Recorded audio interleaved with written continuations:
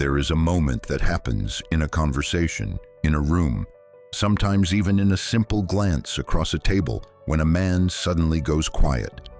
Not the quiet of boredom, not the quiet of disinterest. It is a different kind of silence altogether. It is the silence that falls over someone when they realize, somewhere deep in their gut, that they are in the presence of something they did not expect and are not quite sure how to handle. A woman who is fully, unapologetically, completely herself. A woman who does not need the conversation to go a certain way. A woman who is not performing, not auditioning, not waiting for approval. And men, without even fully understanding why, go still when they meet her. This video is for women over 60 who either already are that woman, or who are standing right at the edge of becoming her, and maybe just need someone to name what they are already feeling inside. Because here is what nobody tells you clearly enough. The most powerful shift that can happen in a woman's life does not happen at 20 or 30 or even 40. It happens when a woman reaches a certain point in her life where she has simply lived enough, loved enough, lost enough, and grown enough to stop pretending. And when that pretending stops, something remarkable takes its place. A kind of quiet confidence that men can feel from across the room before she has even spoken a word. So today we are going to talk about that woman. We are going to talk about exactly who she is, what she carries, how she thinks, how she moves through the world, and why her presence creates that particular kind of silence in the people around her, especially men. We are going to go deep into the psychology of what makes a woman truly magnetic at 60 and beyond. Not because of her appearance, not because she is trying to attract anyone, but because of something far more powerful and far more rare. And by the time this video is over, I want you to see yourself in every word. Because this woman we are describing, she might be closer to you than you think. Before we go further, if you are new to this channel, welcome. The Heart Decoded is a space created specifically for women over 60 who have chosen themselves, their peace, their standards, their own story.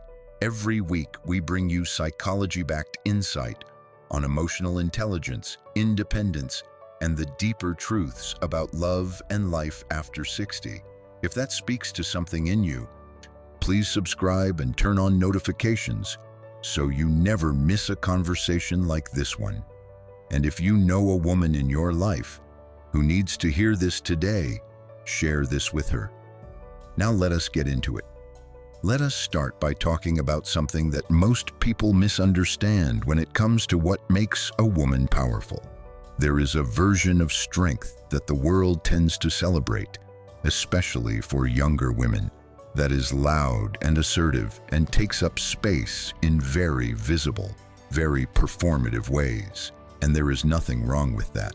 But there is another kind of strength, a quieter kind, that is actually far more rare and far more compelling. It is the strength that comes from a woman who is completely settled within herself. Not settled as in resigned, not settled as in she has given up, settled as in she has arrived, she has landed. She knows who she is, what she values, what she will accept, what she will not, and she does not feel the need to announce any of it loudly or constantly. She simply lives it, and that is what creates the silence. Think about the difference between a river that is churning and loud and crashing against its banks, and a river that is deep and still and calm, moving with tremendous power beneath a quiet surface.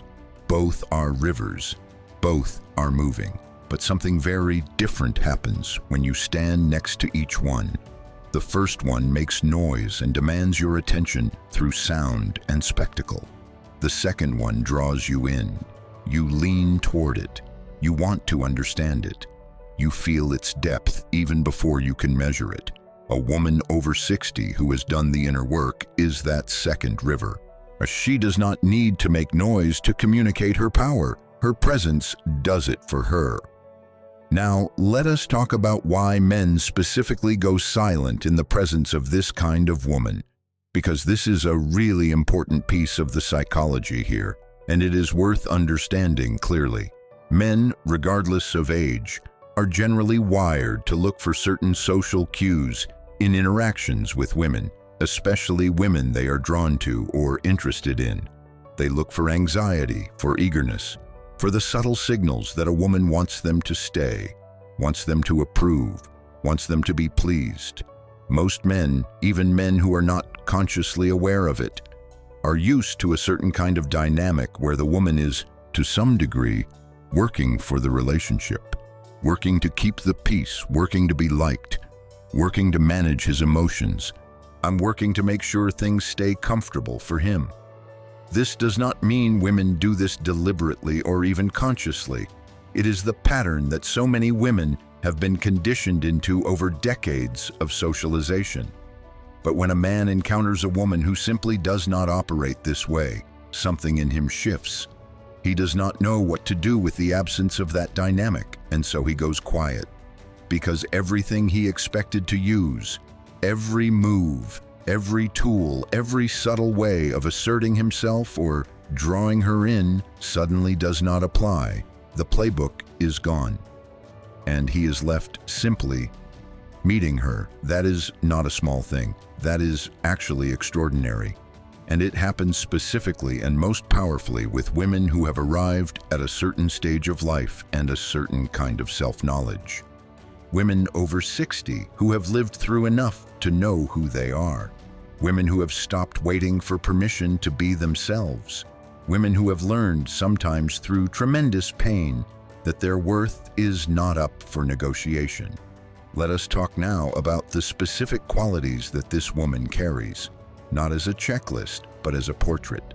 Because these qualities are interconnected, they flow into each other, they create each other, and understanding them as a whole is much more useful than treating them as separate boxes to tick. The first thing about this woman is that she has made peace with her own story. And this is not as simple as it sounds. Making peace with your own story, particularly when that story includes loss, disappointment, relationships that did not work out the way you hoped, years that passed without fully realizing your potential, choices you wish you had made differently, is one of the most genuinely difficult things a human being can do. Most people spend their entire lives either running from their past or being defined by it. This woman has done something different. She has turned around and faced it. She has sat with it. She has wept over the parts that deserved tears. She has forgiven the parts that needed forgiving, including the parts of herself that needed forgiving. And then she has integrated it. She has taken her whole story, the beautiful parts and the painful parts, the glorious chapters and the devastating ones, and she has woven them into something coherent, something she can own, something she is not ashamed of, not because the story was perfect, but because she has chosen to see the meaning in all of it. When a man meets a woman like this, he feels something that is very difficult to put into words, but impossible to miss. He feels that she is complete. Not in the sense that she does not have desires or needs or things she is still working toward, but complete in herself, not looking to him to finish her, not looking to the relationship to define her, not coming to the table with a hole in her soul that she is hoping he will fill. She arrives whole, and that, to a man who is used to being someone's emotional project or someone's missing piece, is deeply disorienting in the best possible way. He goes quiet because he has to recalibrate entirely. The second quality this woman carries is the ability to be honest without being brutal and warm without being servile. This is a balance that takes years to develop, and many people never fully find it. On one end of the spectrum, you have women who have trained themselves to be so endlessly accommodating, so relentlessly pleasant, so careful never to say anything that might make someone uncomfortable, that they have essentially made themselves invisible. They have learned to disappear into other people's comfort. On the other end, you have women who have overcorrected from a lifetime of people-pleasing and have swung into a kind of hard, defended bluntness that they mistake for strength, but which is actually just a different kind of armor. This woman is neither. She has learned to speak her truth with both clarity and kindness. She will tell you what she thinks without apology, but also without cruelty. She can hold a boundary without drama. She can say no without launching into a lengthy explanation or a guilt-ridden justification. She can disagree without making you feel attacked. And she can show genuine warmth, genuine interest, genuine care without losing herself in the process. That combination is so rare that when a man encounters it, he genuinely does not know how to respond, because most of the social scripts he has for interactions with women require her to either be managing his feelings or pushing against him. When she does neither, when she simply meets him honestly and warmly from a place of total self-possession, the silence that follows is the sound of him trying to figure out what just happened. The third quality is something we might call settled desire. And this one is particularly fascinating from a psychological standpoint because it runs directly counter to what most people assume about attraction and magnetism.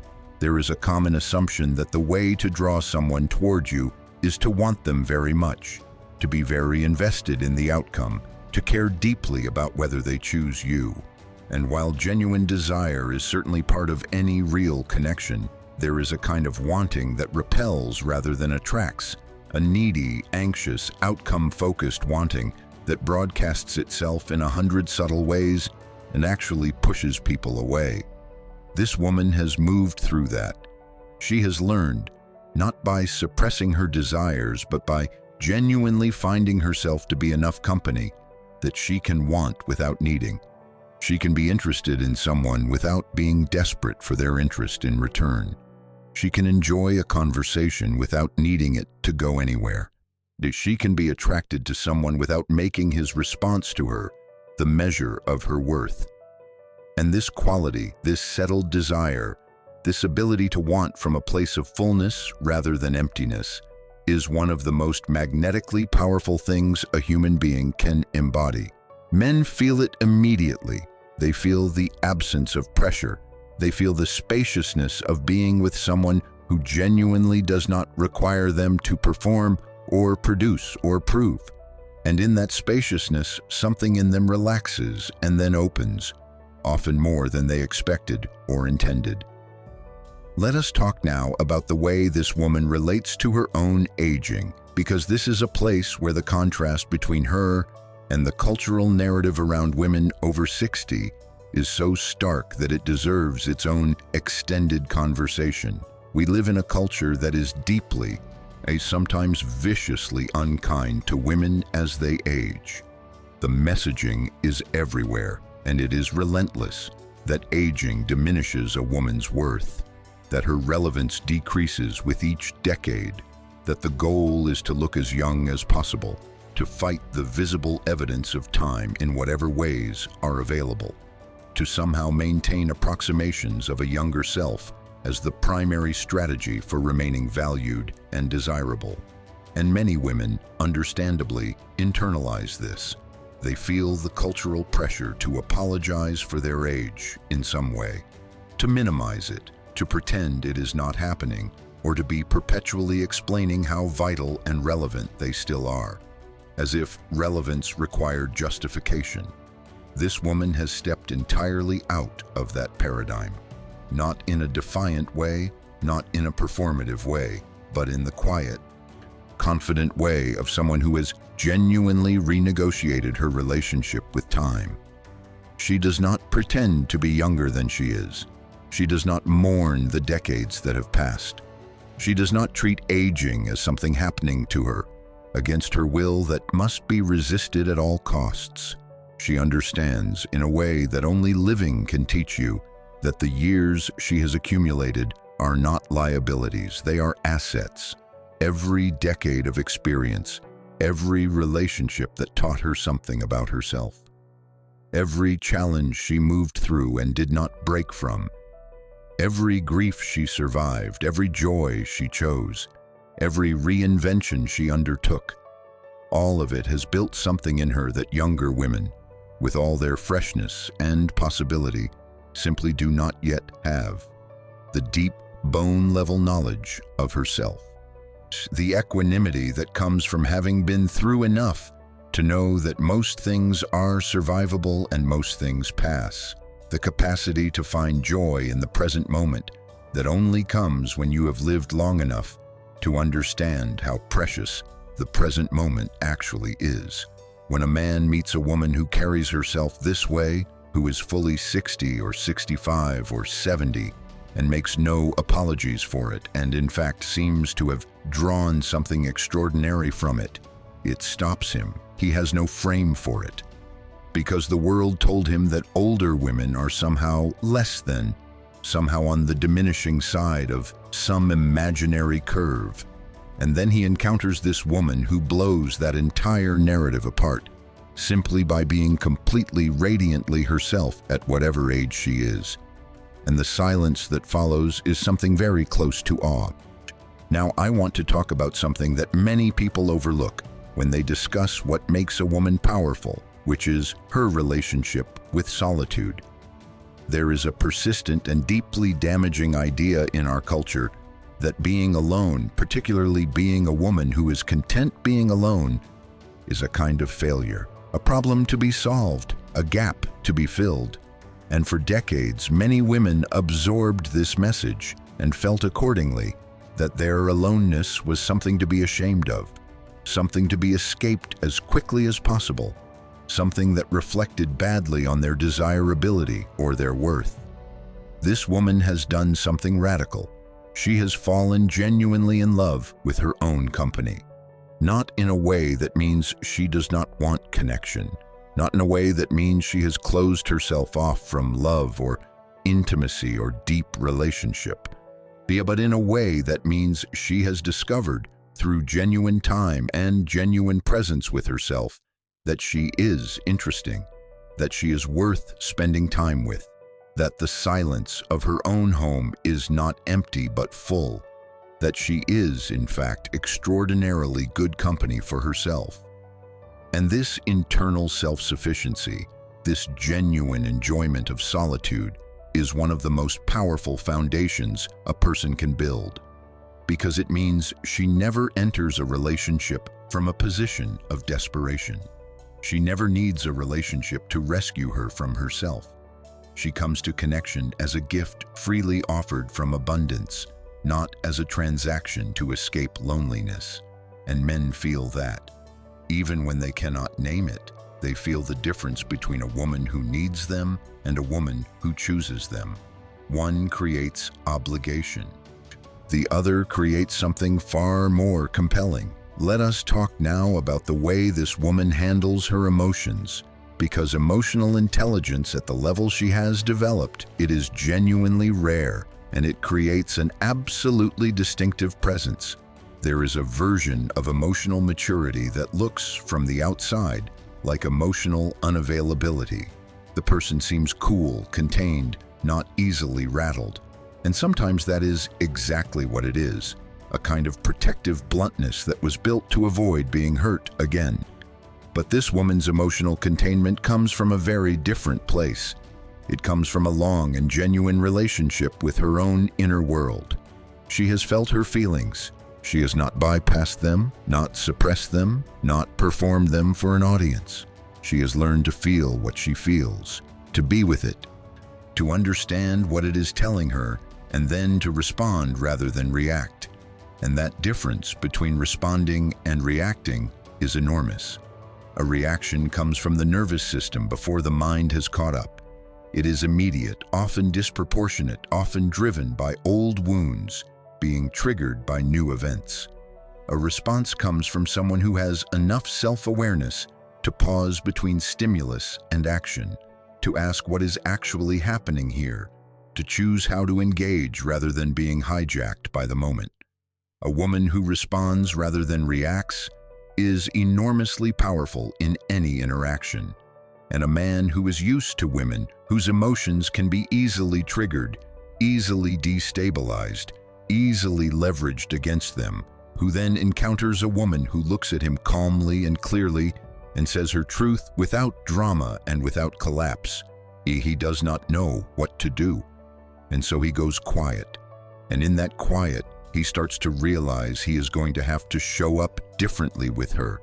He is going to have to bring his actual self, not his usual performance, because she sees through performances. She has lived long enough to know what real looks like. This brings us to one of the most important things about this woman, which is her relationship with authenticity. Not the Instagram version of authenticity, where you perform vulnerability in carefully curated doses, but the actual lived, sometimes uncomfortable, often unglamorous practice of being genuinely true to herself in her daily life, of saying what she means, of living in alignment with her values rather than performing values she does not hold, of making choices based on what she actually wants and believes, rather than what will make her most acceptable or most liked. This kind of authenticity is built over time. It comes from a long reckoning with the cost of inauthenticity, from years of saying yes when you meant no, of shrinking to fit into spaces that were never quite the right size, of choosing the comfortable lie over the difficult truth and then feeling, sometimes for years, the quiet interior damage that does. This woman has paid that price. She knows what it costs to lose yourself to accommodation, and she has made the decision, often quietly and without fanfare, to stop paying it. She has chosen herself, and that choice, made consistently and lived fully, creates an unmistakable presence. You cannot fake this kind of authenticity. You cannot buy it or perform it. You can only arrive at it. And when you have, the people around you feel it immediately, even if they cannot describe what they are feeling. Let us spend some time now on something that is deeply connected to all of this, which is the way this woman holds her standards. Because standards are something that people often misunderstand. There is a version of standards that is really just a checklist, a set of requirements that a person must meet before being granted access. That version is really more about self-protection and control than about genuine discernment. But this woman's standards are something altogether different. They are an expression of how deeply she knows herself and what she has learned about what she needs to thrive. She is not setting standards to test people or to keep them at a distance or to demonstrate that she is selective. She holds standards because she has learned, through genuine experience, what she is actually capable of in a relationship and what she is not. She knows that she cannot thrive in a relationship where honesty is not central.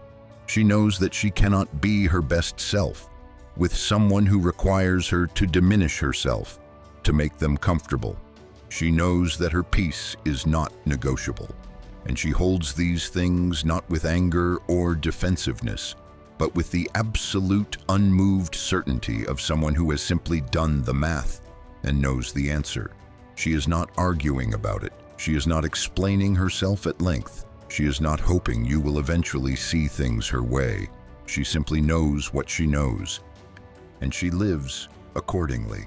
And for a man who is used to women whose standards can be worn down over time, who can be convinced to accept less than they originally wanted, who can be gradually shifted into tolerating things they said they would never tolerate, encountering this woman is genuinely shocking, because she does not shift, not because she is rigid or closed, but because she is genuinely, completely grounded. You cannot move her off her own foundation. And there is something about that groundedness that makes some men nervous and other men deeply, profoundly drawn. The right men, the emotionally mature ones, feel something they have been looking for without knowing they were looking for it. They feel solid ground. Now I want to talk about something that is perhaps less obvious but deeply important, which is the relationship this woman has with joy. Because there is a particular quality to the way a woman who is fully herself experiences pleasure and happiness, and it is very different from the kind of happiness that depends on external circumstances going well. This woman has cultivated what we might call internal joy, a joy that does not require everything to be perfect, that does not depend on being in the right relationship or having things turn out a certain way, or getting validation from the right person. She has found ways to access genuine pleasure and delight in daily life, in the ordinary and the unexpected, in her garden or her cooking or her books or her friendships or her morning coffee or the particular quality of light in the late afternoon. She has a richness of interior experience that is not dependent on anyone else to provide or maintain. And this is incredibly attractive in ways that go deeper than physical appearance or social performance. Joy is magnetic. Genuine, self-generated, internally sourced joy is one of the most magnetic qualities a human being can carry. When you meet someone who is genuinely happy, not performing happiness, not relying on the social situation to generate their mood, but actually in possession of a rich and pleasurable inner world, you want to be near them. You want some of whatever that is, and you cannot take it from them because it is not something they are giving away. It radiates. Let us talk now about something that is at the very heart of what we are discussing today, which is the way this woman relates to love and relationships. Because this is where the most profound transformation tends to occur in women who have done the inner work. Earlier in life, before the growing and the learning and the reckoning, many women approached love from a position that, if we are being very honest, was primarily about completing themselves, finding the missing piece, getting something essential that they could not seem to generate on their own, whether that was security or validation or the sense of being chosen or the identity that comes with being in a relationship.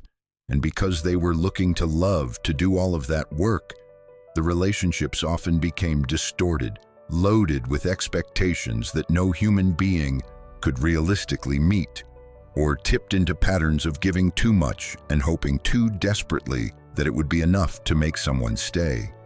This woman has grown beyond that, not because she does not want love. She may want it very much, but she has learned that love is not something you get.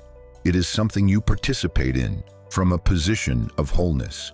She has learned that she is not looking for someone to save her, complete her, validate her, or choose her in a way that will finally make her feel worthy.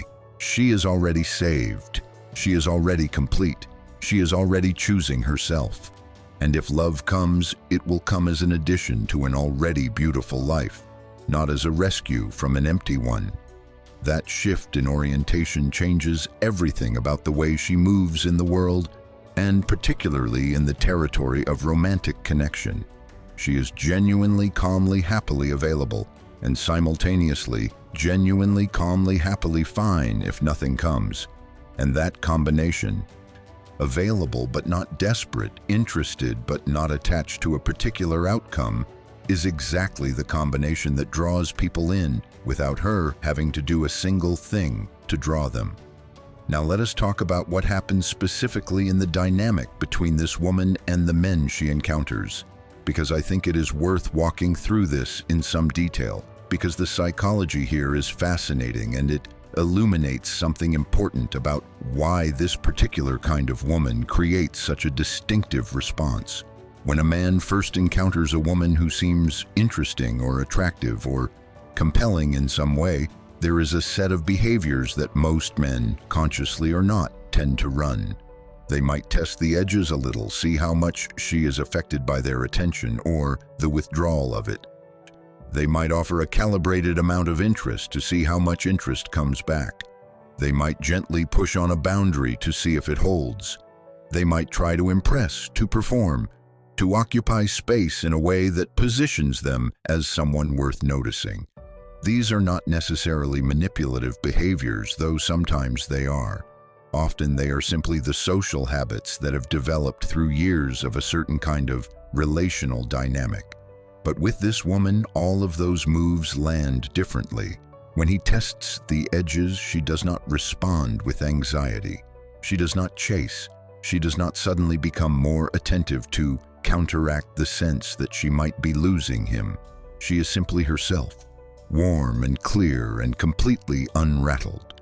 When he performs, she watches with gentle interest, but without being swept away by the performance. She can appreciate without being dazzled. When he pushes on a boundary, it simply does not move. Not with drama, not with a speech about why it should not move. It simply stays where it is, the way a mountain stays where it is when you push on it. And all of his moves, the ones that have worked in various ways in other contexts, simply do not produce the expected response. And that is when the silence falls.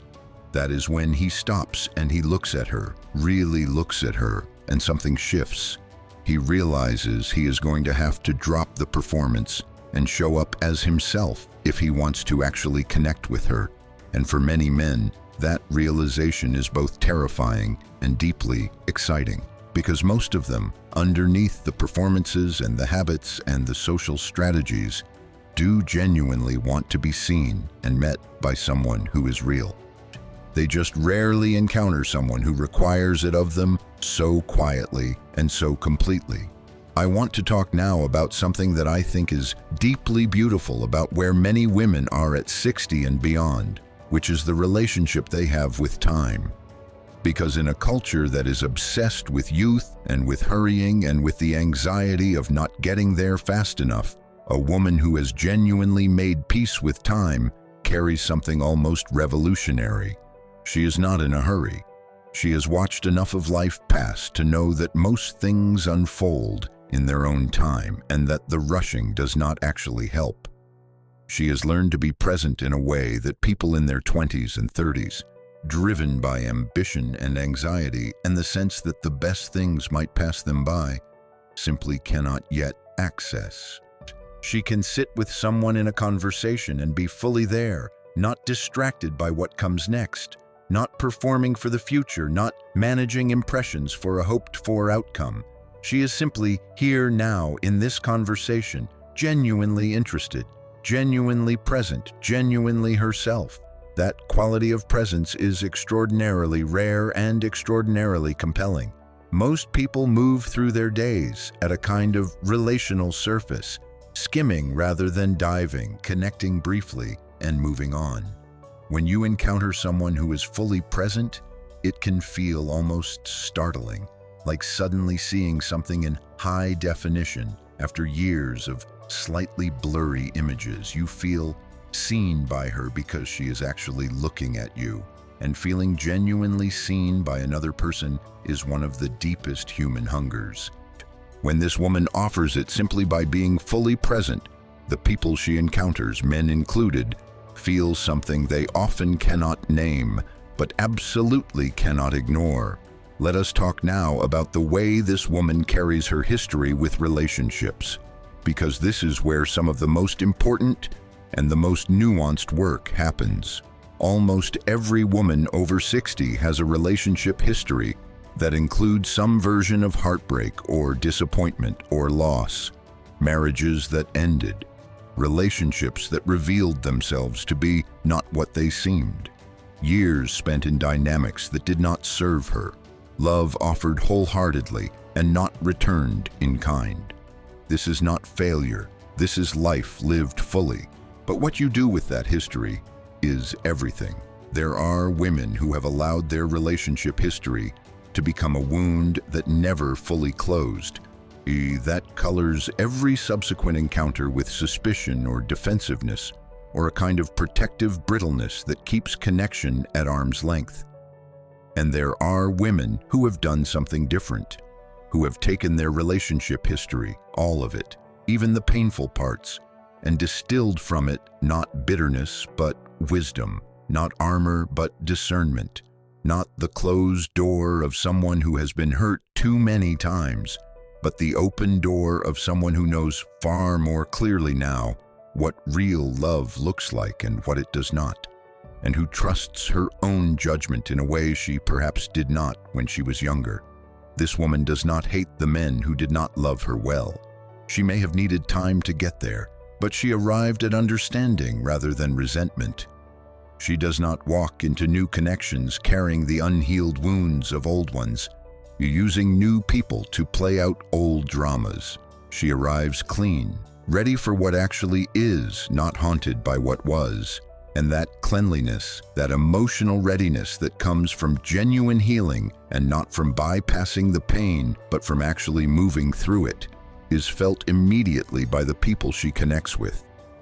It creates space, real space, the kind where something new can actually grow if it is right, rather than constantly running up against the walls of old, unprocessed stories. I want to spend some time now talking about confidence, because this is something that is often misunderstood, particularly as it relates to women and particularly as it relates to age. Confidence is frequently confused with loudness or certainty or the appearance of having everything together. But the kind of confidence this woman carries is something much quieter and much more substantial. It is the confidence of a woman who has been tested by life and found that she did not break, who has faced things she did not know she could face and come out the other side with something valuable, who has failed at things and learned that failure did not end her, who has loved and lost and loved again and learned that her heart is more resilient than she knew. This kind of confidence does not announce itself. It does not need to.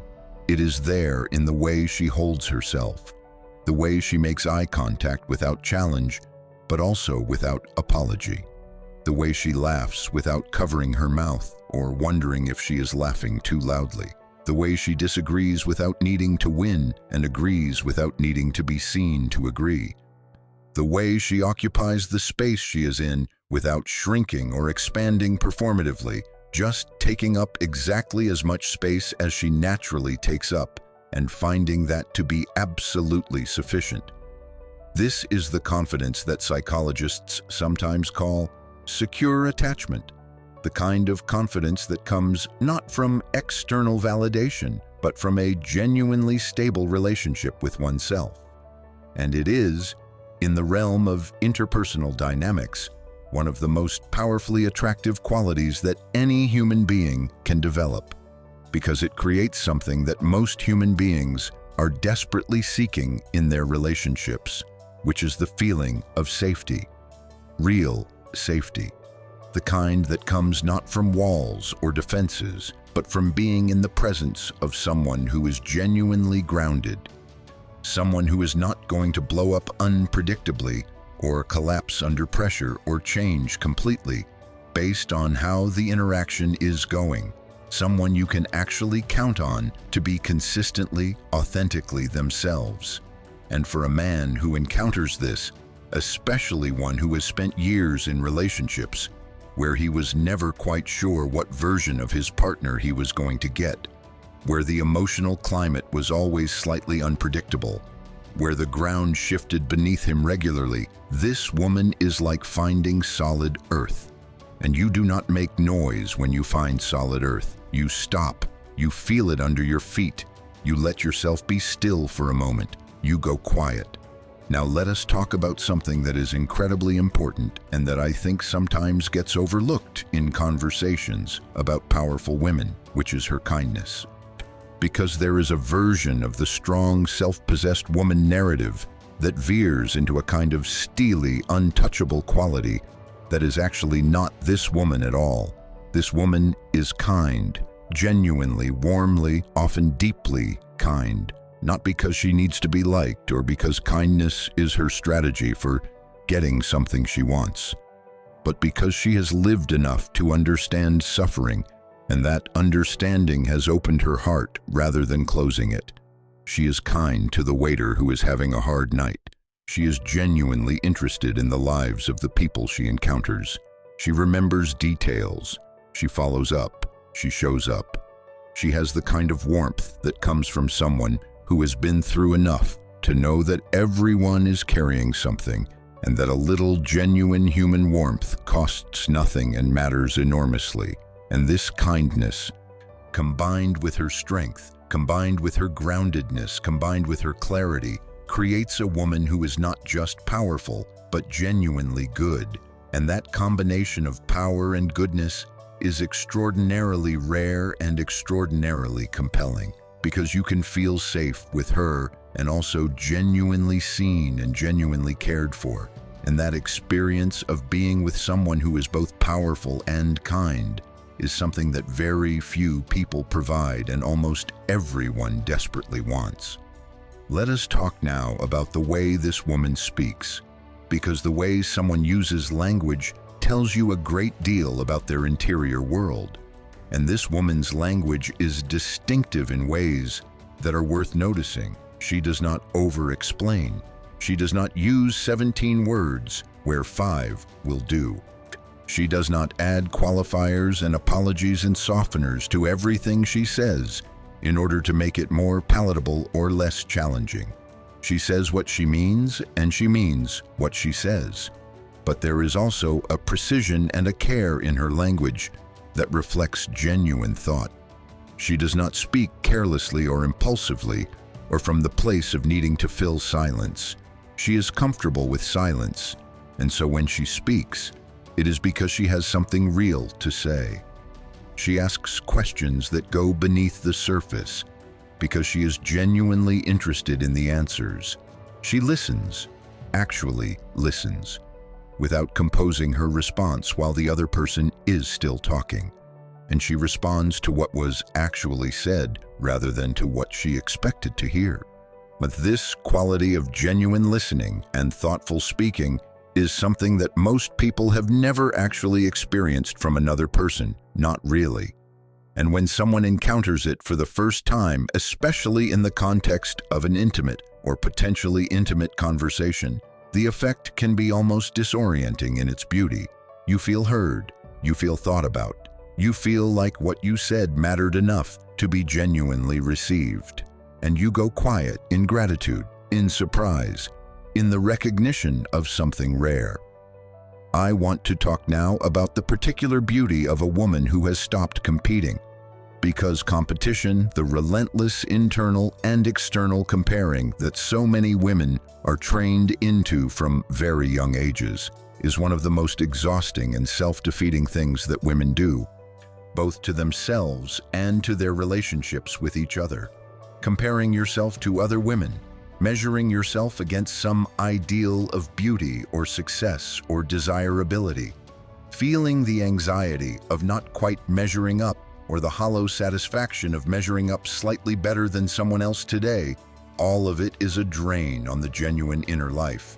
And this woman has, over the years, gradually and then completely released it. She is not competing with younger women. She is not competing with women who look a certain way or have achieved a certain kind of visibility. She is not competing with other women at all. She is simply being herself, as fully and completely as she can. And she has found that this is not only enough, but that it is the only strategy that has ever actually worked. When she stopped competing, she stopped losing herself in the noise of comparison. When she stopped measuring herself against others, she started measuring herself against her own values and her own growth. And in that shift, she found a freedom and a clarity that is deeply visible to everyone around her. There is no performance of competition, no defensive posturing, no subtle maneuvering, just a woman completely at home in herself, genuinely glad to be who she is, genuinely glad to let other people be who they are. That generosity of spirit, that radical acceptance of herself, that overflows naturally into acceptance of others, is profoundly magnetic. People relax in her presence, and men who are often operating in an atmosphere of subtle competition themselves feel something release when they are with her, something they did not know they had been holding. Let us now talk about what this woman does not do, because sometimes the absence of certain behaviors is as revealing as the presence of others. She does not chase. If a man pulls back, she does not lean in harder. If he goes quiet, she does not fill the silence with anxious text messages. If he seems uncertain about her, She does not redouble her efforts to convince him of her worth. She has lived long enough to know that the right person does not need to be convinced, and the wrong person cannot be convinced no matter how hard you try. She does not diminish herself. She does not make herself smaller, quieter, simpler, less accomplished, less interesting in order to make a man more comfortable. She has done that in various ways, at various times in her life, and she knows the price of it too well to pay it again. She does not pretend to be less than she is. She does not perform uncertainty she does not feel in order to seem more approachable. She does not apologize for her standards, her needs, her opinions, or her life experience. She does not overgive in the hope that generosity will create reciprocity. She has learned that genuine giving comes from genuine abundance, not from the anxious hope that if you give enough, someone will feel obligated to give back. She does not try to change for someone who is not right for her. She does not try to become the woman a particular man wants when she knows, in her gut, that the woman he wants is not her genuine self. She would rather be exactly herself and have that be too much for some people than perform a diminished version of herself and have that be acceptable, because acceptable was never the goal. The real was always the goal. And she has finally arrived at real. Now I want to talk about something that might be the most important thing we discuss today, which is the relationship this woman has with her own worth. Because everything we have talked about, the confidence, the groundedness, the clear standards, the emotional intelligence, the settled desire, all of it flows from one foundational thing. She knows deeply and without significant doubt that she is worth loving exactly as she is. Not a thinner version of herself, not a younger version, not a more successful or more accomplished or more conventionally appealing version. This version, the actual, lived-in, complicated, scarred, and glorious, fully real version of herself that shows up every day. She has done the work of arriving at this knowing. It did not come easily or automatically.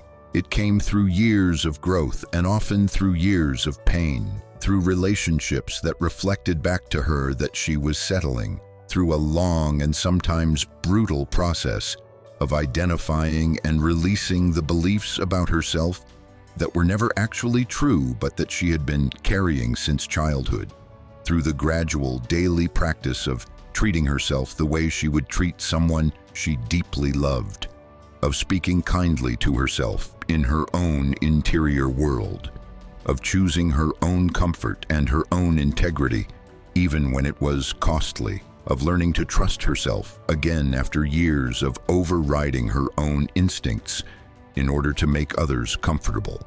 This knowing, this settled, embodied knowledge of her own worth is the bedrock of everything else. It is why her standards hold. It is why she does not chase. It is why she does not diminish herself. It is why she can offer kindness without losing herself in it. It is why she can want love without being desperate for it. It is why she can be fully present in a conversation without needing it to go a certain way. Everything flows from this. And here is what is so extraordinary and so important about this. That knowing, that settled ownership of her own worth is not arrogance. It is not the brittle self-promotion of someone who needs you to believe she is valuable. It is something much quieter and much more powerful than that. It is the quiet certainty of a woman who has simply arrived at the truth about herself and found it to be solid. She does not need you to agree. She does not need the conversation to confirm it. She simply knows. And that knowing creates a field around her that people feel before they can explain it. Men feel it, and what they feel underneath all the social noise and the habitual behaviors and the performances they have gotten used to running is this: she is real. She is whole. She does not need me to complete her. She does not need me to validate her. She is simply fully herself. And the question I have to answer, if I want to be in her life in any meaningful way, is whether I am willing to be that real myself. That is an enormous question. Many men, faced with it, go quiet simply because they need a moment to understand what is being asked of them. Not verbally, not explicitly, because she has not demanded anything, but by simply being who she is. She has raised the bar to a level that requires anyone who wants to be truly close to her to show up with genuine intention and genuine self. And some men rise to that. Some men, the ones who are emotionally ready and genuinely available, find that invitation to be the most compelling thing they have ever encountered, because most of their life they have been allowed to bring only the surface of themselves to relationships. And here is a woman who is quietly, unmistakably asking for the rest, for the real thing. And some men go quiet because they know, somewhere honest in themselves, that they are not ready for that they do not yet have the self-knowledge or the emotional maturity or the genuine availability that this woman's presence quietly requires. And that is fine too. She does not need them to be ready. She is not waiting for them to become ready. She is simply living her life, fully and beautifully, and the door is there for the right person when they are genuinely ready to walk through it. I want to spend a little time now talking about the community that is building around women who are choosing to live this way. Because while the journey to becoming this woman is deeply personal and deeply internal, it does not happen in isolation. Women are learning from each other, supporting each other, naming for each other the things they are beginning to understand about themselves and their worth and their capacity for joy and genuine love after 60. The conversations that are happening in communities of women over 60 who are done with performance and done with diminishment and done with being invisible and done with accepting less than they deserve are some of the most vital and exciting conversations happening in our culture right now. Because these women are rewriting the story of what it means to be a woman at this stage of life. They are refusing the narrative of decline and irrelevance and instead embodying something that is genuinely new, not just personally, but culturally. A new model of feminine power and wisdom and beauty that is not borrowed from youth and is not apologizing for age. That is fully, defiantly, joyfully itself. And if you are watching this, you are part of that. Whatever stage you are at in this journey, whether you are just beginning to sense this shift happening in you, or whether you have been living it for years and are watching your life transform as a result, you are part of this. You are not alone in this. The woman we have been describing in this video is not a mythical creature who exists only in inspirational content. She is real. She is in every community. She is at every stage of this journey, and she might be, more than you know, the woman you are already becoming. Because here is the thing that I want you to really hear. This is not a description of someone else. This is not a category of rare and special women that you either belong to or do not. This is a direction, a path, a set of qualities that can be cultivated and deepened over time by any woman who decides to do the work of genuinely knowing herself. And many of you watching this have already been doing that work. Maybe you did not call it that. Maybe you called it healing, or starting over, or finally putting yourself first, or learning to say no, or going back to therapy, or simply getting very quiet for a while and listening to what you actually want. Whatever you called it, it is the same work. The work of coming home to yourself. And every step of that journey, every conversation you have, every standard you uphold, every time you choose your own peace over someone else's comfort, every time you let yourself be genuinely seen rather than strategically presented, you are becoming more of this woman. You are building the foundation that everything else rests on. I want to close this conversation with something that feels important to say clearly. The reason we have spent this time talking about the effect this woman has on men, the way she creates that particular silence, is not because getting that response from men is the goal. It is not the point of becoming this woman.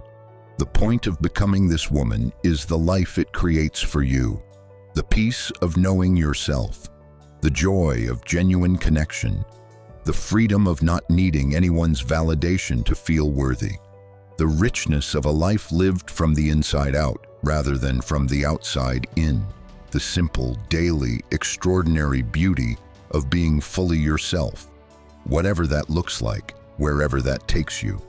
The effect on men is simply one of the visible symptoms of something far more important, which is the full flowering of who you actually are.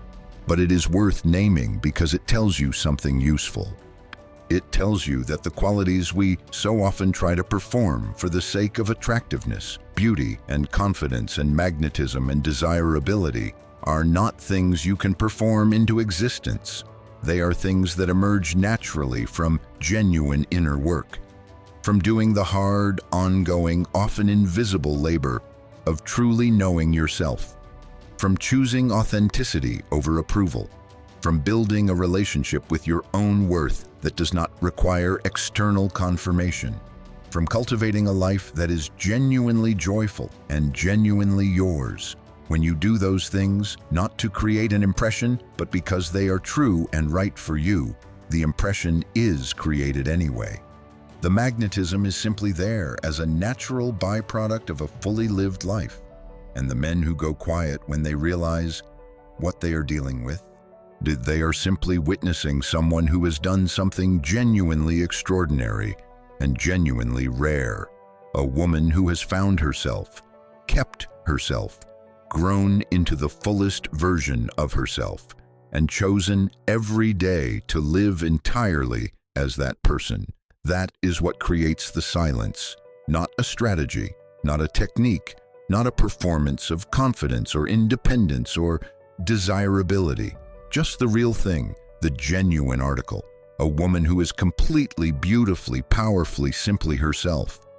And if any part of this resonated with you today, if you heard something in these words that felt like recognition, like something you already knew but needed to hear named out loud, then I want to encourage you to take a moment and just sit with that. Because recognition means it is already in you. You already know this. You are already, in some real and important way, this woman. Maybe not all the way there yet, but pointed in the right direction, walking the path. And that is everything. Because the journey to becoming fully yourself is not something you complete and then you are done. It is something you keep walking. Every day, a little further in, a little more honest, a little more grounded, a little more free. And the women who are on that walk are some of the most beautiful, most powerful, most genuinely alive human beings I have ever had the privilege of knowing or speaking to. And I believe you are among them.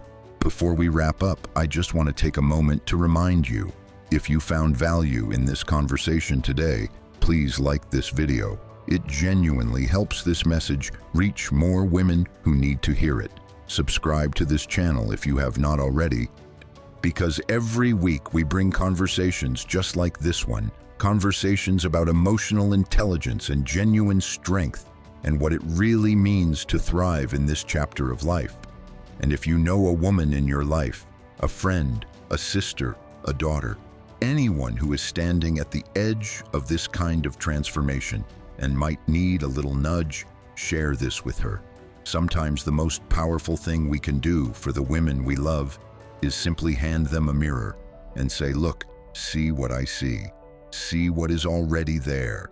And one more thing before the outro, I would love to hear from you in the comments. Tell me one thing that resonated with you in today's conversation.